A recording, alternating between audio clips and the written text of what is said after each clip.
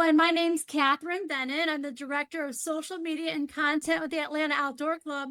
I'm so excited. We have a special guest with us from Tennessee, John Northrup. He's the General Manager of the LeConte Lodge. How you doing, I'm John? doing great, Catherine. Thank you for having me.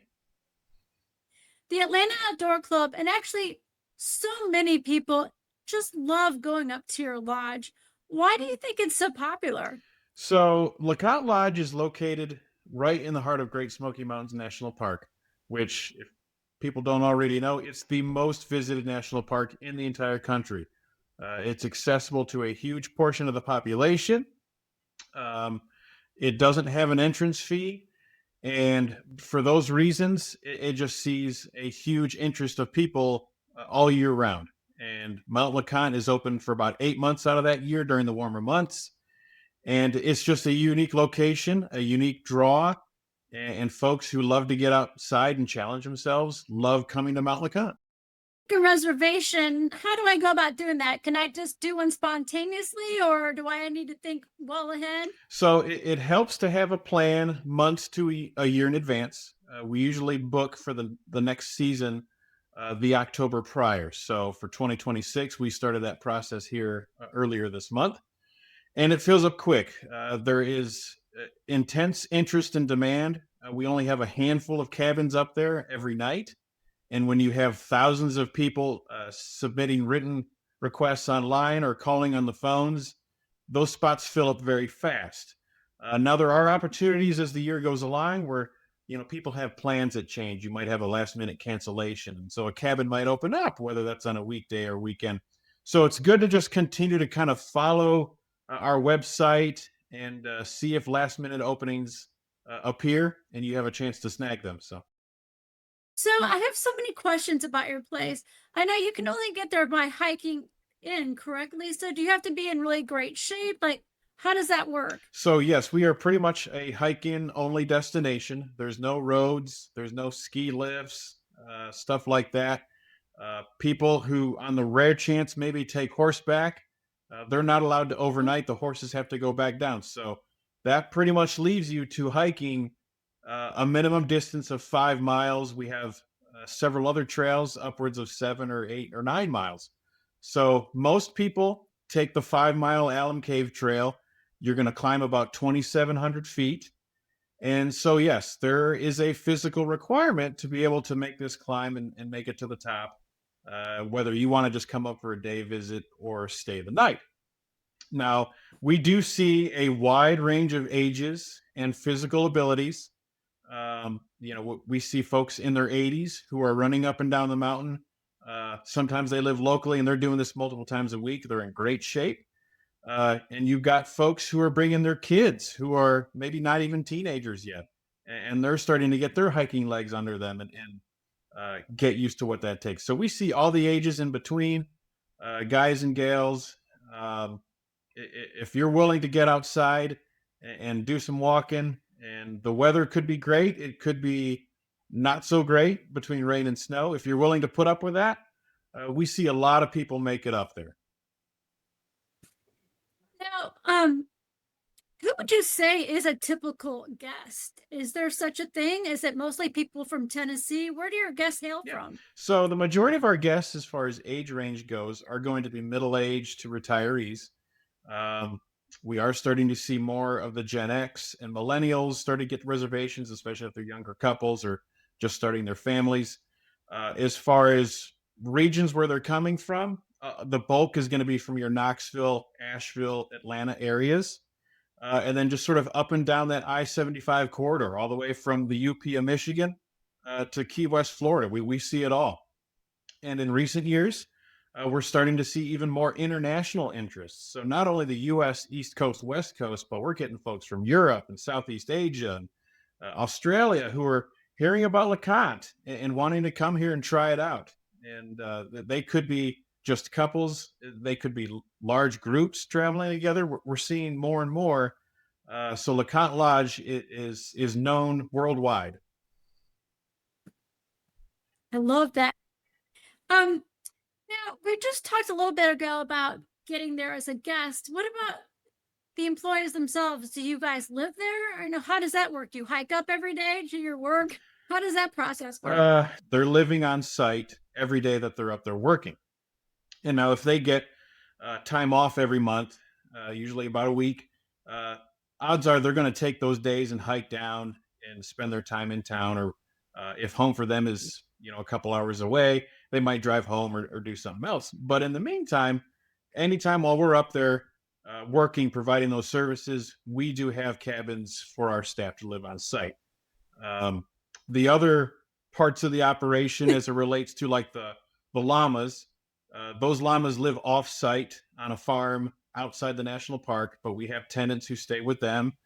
Um, and then the other parts of our operation, like our shuttle drivers, they're going to live locally at their own homes. And then our admin office in Sevierville, those folks, of course, live here in East Tennessee. But the folks that are sort of on the front lines that our guests are all seeing at the lodge, that crew is living up there while they're working.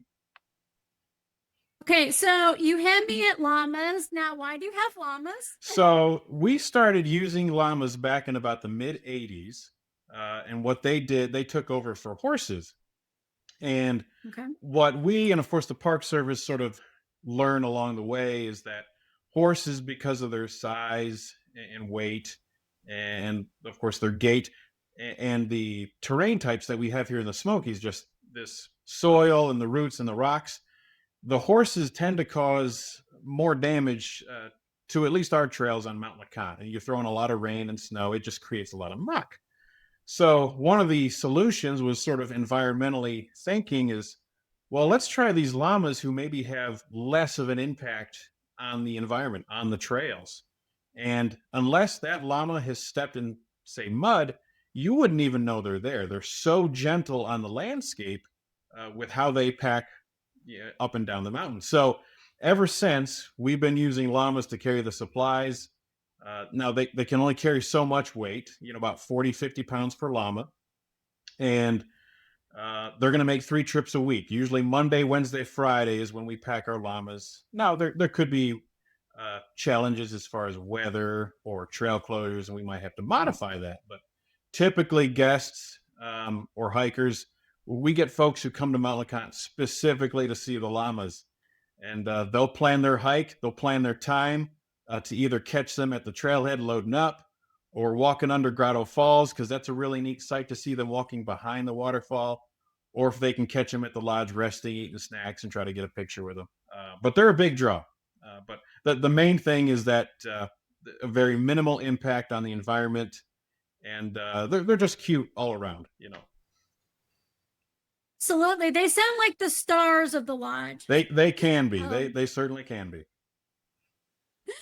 so, once you get to the lodge, what are typical activities? Are people just taking a nap? Are they playing a game? Yeah. What can you do once you get there? So the main draw, and of course, this we push this in conjunction with the Park Service, is to get people to come to the national park to disconnect, to break away from all those technological advancements and things that have just sort of got everybody hooked these days between the computers and the phones. And so when you come to Mount LeConte, sure, like cell phones have improved in recent years, and you might have that data signal to be able to have a conversation or send a text or check the score of a football game through an app.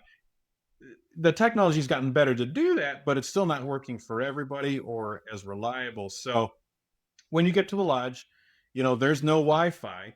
Um, you might not have a signal. There's no TVs in your cabins and such like that. What's available for running water is very limited.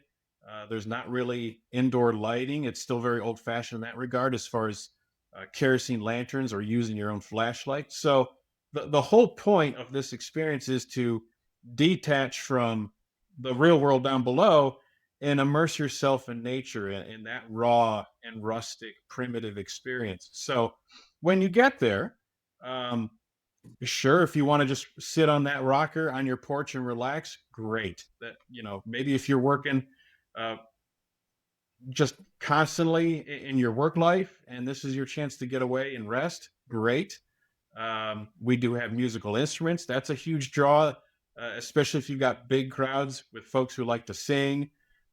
So they'll either gather in the dining hall or in their own cabins, playing music and singing tunes well into the night. So that's a great part of the experience.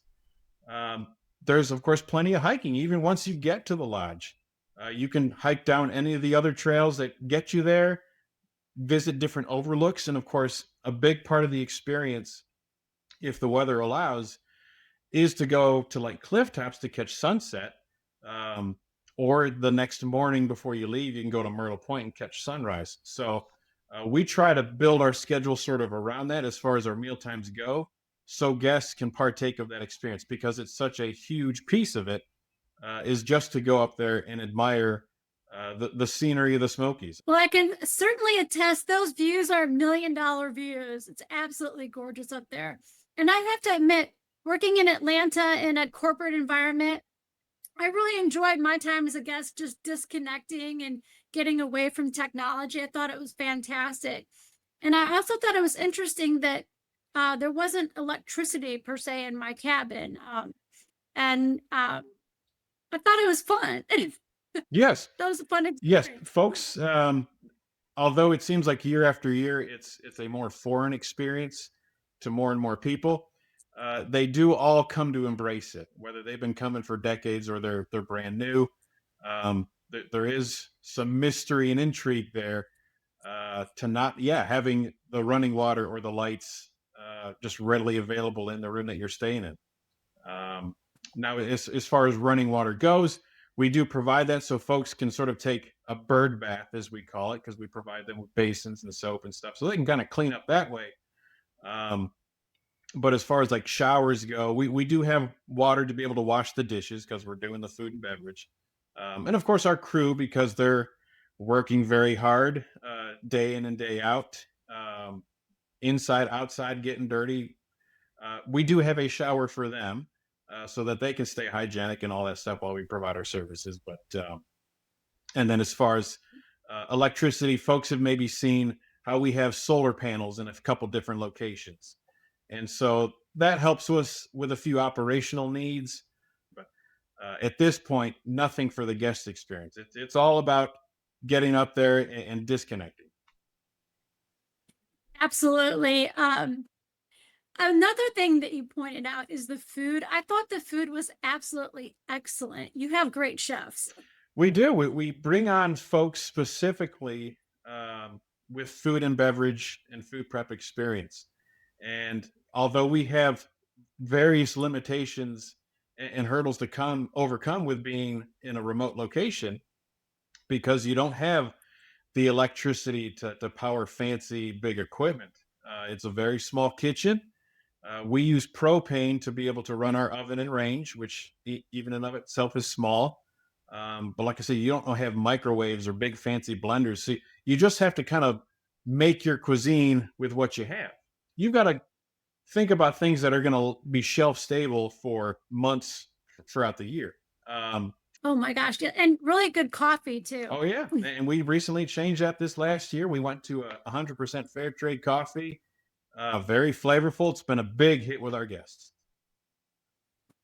Now, when you're sleeping at night, you guys provide blankets, right? I don't have to haul a blanket up You there. don't, and that's one of the really unique things about LeConte is um, not necessarily every hike-in lodge that you might go to, whether it's here in the east or out west, go to the lengths of providing you with linens, especially if they don't have a road or other means to get those supplies in and out efficiently. It's a nice experience to be able to do the hike up to the lodge and have a nice blanket and sheets and a bed. It's absolutely a great experience. Now, I wanted to ask you too about back to the llamas again. Are they bringing the food and the sheets, and are they the ones that are moving that stuff? How is that Yeah. possible? So as far as how we provision the lodge, the Park Service permits us one helicopter airlift at the beginning of our season. So it's on us to take full advantage of that helicopter and fly in as much as we possibly can in the way of food and beverage, merchandise, construction materials, uh, our staff's personal belongings, you name it, whatever we can try to fly up in March, we do. And then during the course of the 8 month season, it kind of falls back on our pack llamas to sustain the rest. And so, what the llamas are taking up and down is going to be in the way of the linens. They'll bring up clean ones, they'll take down dirty ones. They do bring up some of the fresh foods that we're able to incorporate into our menu. So, things like the eggs, breads, all that stuff, they're going to be bringing up and down, but also recyclables. We have to be very mindful of the waste that we produce at the lodge, and of course, how we dispose of that. We can't leave it up there in this national park in this beautiful place. So impressive, John. Such a logistical feat. I'm so impressed that you guys are able to pull that off, and you have so many guests coming, and you're constantly bringing people in and out. I'm really impressed. You guys are doing a great job. Um, oh my gosh, I'm ready to book my next trip already. um, the lodge is 100 years old. Is that right? Yep. So it first sort of came to fruition in 1924 as a camp. Um, so, um, as far as our parent company, Stokely Hospitality, we've been running the operation since 1989. So, very familiar with the area and what it takes to run the lodge safely and efficiently, and learning to adapt along the way. Just a couple more questions, and maybe you're not allowed to say, but do you ever have any famous people come up there? Have you ever had any celebrities? So, we do from time to time, and I honestly think they'd rather be incognito about it and not necessarily draw a crowd, which who can blame them? But we do see, whether they're overnight guests or just coming up on a day hike, you can have celebrities from Hollywood, actors. We've had a number of politicians on a regional or national level come up before. Plenty of athletes come up. So they do make their way on our slopes from time to time. Wow, that's Yeah. cool. And what do you get out of being the manager? What do you like about it? Great question. What really is going to set the LeConte Lodge experience apart? Um, for one, it's what is required to get there, which we've been talking about here. Is you've got to hike to get there, and that in of itself is going to spark so many stories for the guests, for the crew, all the things that you're going to encounter over those miles. You're in this remote location, it's just the woods, nature, you're under the stars, and it's quiet, and you're surrounded by like-minded folks who love nature, have an appreciation for all things natural and wild, and you're getting to bond with strangers or family and friends over a warm meal. I think you have a dream job, quite frankly, to have those kind of views and to be able to meet so many different people and be around nature, wildlife, and the llamas. Oh yes. I think you've got a fantastic job. It's very fulfilling, and you're learning every day. You're getting tested every day to do what we do. It's not easy. It takes a special So person to be willing to wake up every day, strap on the boots, get dirty, step out into the rain or the snow, have to hike to work. Um, it, it it asks a lot of the people who provide this experience. Between the crew on the front lines, but also the people behind the scenes who are packing those llamas, taking care of the llamas, the folks at our office, driving the shuttles. It's a team effort to bring this experience, you know, to everybody. But yes, in the end, it's so rewarding. I love it, John. Well, I want to thank you so much for taking the time to talk to our audience.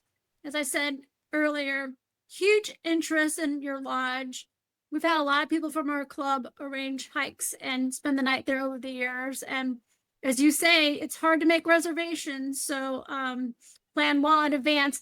If someone does want to make a reservation, how do they do that? So, a couple steps you can take. I would advise everybody to visit our website, lecontelodge.com.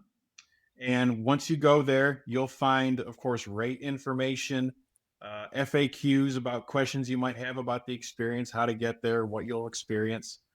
But you'll also find the contact information. All right, John, we're going to leave it right there. Thank you so much. And I look forward to seeing you sometime up there. Sounds good. Thank you so much, Katherine. You take care. All right, bye-bye.